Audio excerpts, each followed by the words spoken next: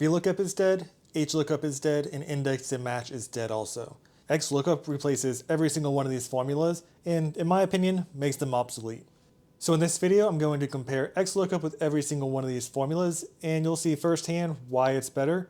And just a fair warning, you'll probably use XLOOKUP exclusively going forward. If you haven't already, don't forget to subscribe, and let's dive in.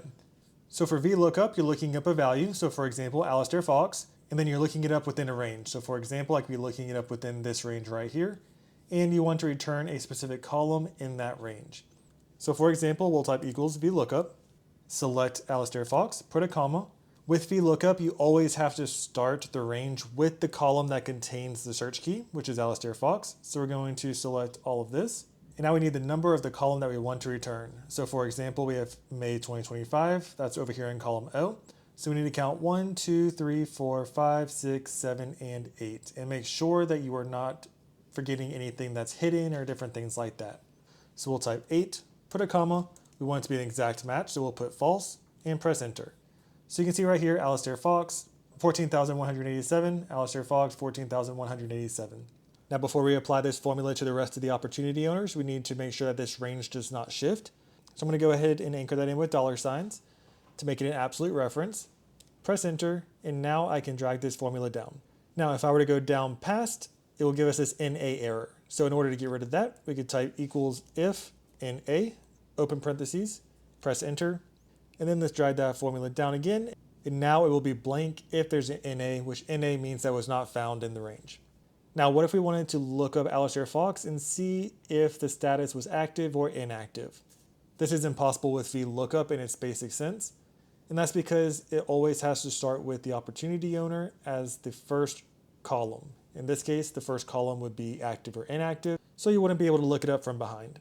XLOOKUP, on the other hand, we'll type equals XLOOKUP, select the search key, and now we need the lookup range, which is the single column that contains the search key.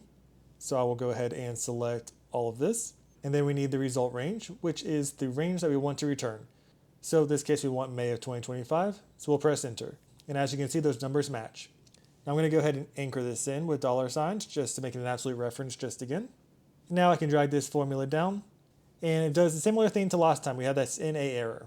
But with XLOOKUP, there's a built-in piece of the formula for missing values. So I can simply put comma, leave that blank, press enter, and now all within that same formula, it's able to handle the missing values. Now with XLOOKUP, what if we wanted to look for the status? We could easily do that by simply changing the return range from O to column F. Let's go ahead and anchor that in, press enter, and now we can go ahead and drag this down and find all their statuses, even though the statuses are in a column prior to the lookup range. So once again, it's so easy. I honestly have no idea why people still use VLOOKUP, especially when you're using data sets that are dozens and dozens of columns long. It's super annoying to be able to troubleshoot and figure out exactly what number it should be. So XLOOKUP is far superior. Now VLOOKUP stands for vertical lookup, and that's because we're looking things up on a vertical sense. HLOOKUP, on the other hand, you're looking up things on a horizontal sense. So instead of looking up Alistair Fox, we would be looking up April or May. So we're going to type equals HLOOKUP, and the first thing you need is the search key. So in this case, it will be April 2025.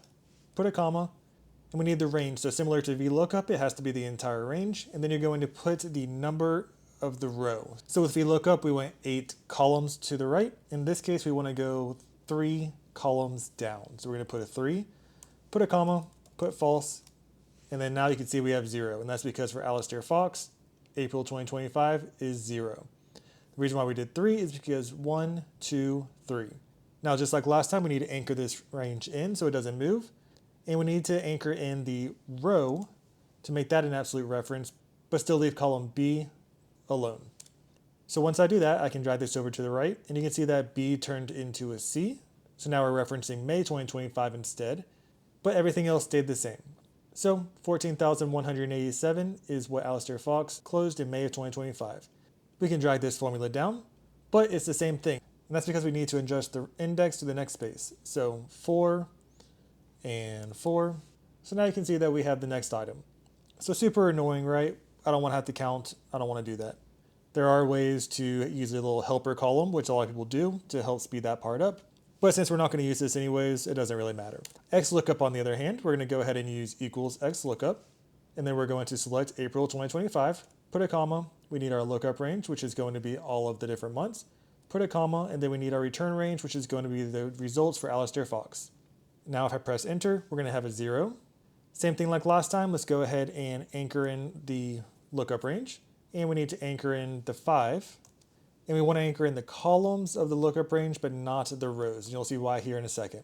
So now that we have everything anchored in as an absolute reference, with the exception of the column in the search key and the rows in the return range, I can drag this formula over, and it's going to give us the results for Alistair Fox for May 2025. Then I can drag this formula down, and it's going to give us all the different results. And I can drag this formula down, and we're going to get all the different results there as well. So it's a lot more user-friendly. Just like last time, you could put a comma to build in case it doesn't have a result. But realistically, for this one, it's looking up the blank, it's returning a blank. We don't need that in this case, but that's best practice. Now, index and match, it's meant to be a double lookup. So you're going to look up both Alistair Fox, and you're going to look up the month. So we're going to type equals index. For Alistair Fox, let's go ahead and select all of her different options. And then for the row, we want to put a match. And the match is going to be April 2025. And then we're going to look it up with all the different months. We'll put a comma, put a 0, that way it's an exact match. And then we'll close it out. So it gives us 0% for Alistair Fox. Now let's go ahead and anchor in this with $signs for both the columns, but we want the rows to stay the same. And then for the match range, we don't want the columns or the rows to shift, so we're going to put $signs around everything. Now I can drag this formula over to the right, and you can see that now it's looking up May 2025, looking it up right here, returning right here. So it kind of works like an HLOOKUP, but we can drag this formula down, and now it's going to give us all the different results for everybody. So people swear over index and match, over VLOOKUP, over HLOOKUP. For obvious reasons, it is superior, but XLOOKUP is even superior in my opinion. So we're going to do a nested XLOOKUP formula. So I'm going to type equals XLOOKUP. I'm going to select Alistair Fox, and I'm going to select it from the lookup range just like we did before. Now the difference is instead of having a return range, we're going to do another XLOOKUP, and this will look up the range that needs to be returned. So this one will be April 2025. We'll put a comma, and then we're going to select the range that contains all the different results options. And now I'll close this out, and press enter. So we have a 0, and that's because for Alistair Fox, for April 2025, we have a 0. Now we need to do some proper cell referencing. So for column A, we want column A to be the same, but we want row 6 to be able to shift down with the different opportunity owners.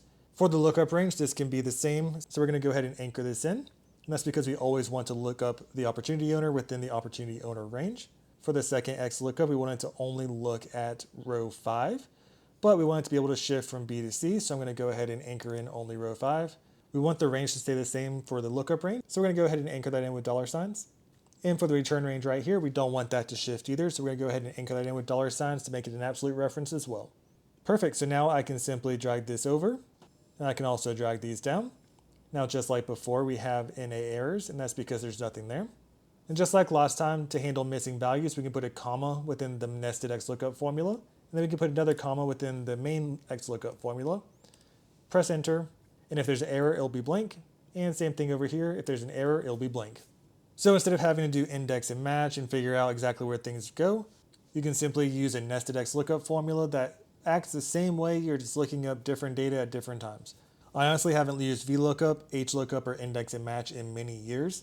If I inherit a spreadsheet that does contain these, I pretty much always just change it over to XLOOKUP to make my life a lot easier when I'm trying to troubleshoot and make sense of the spreadsheet.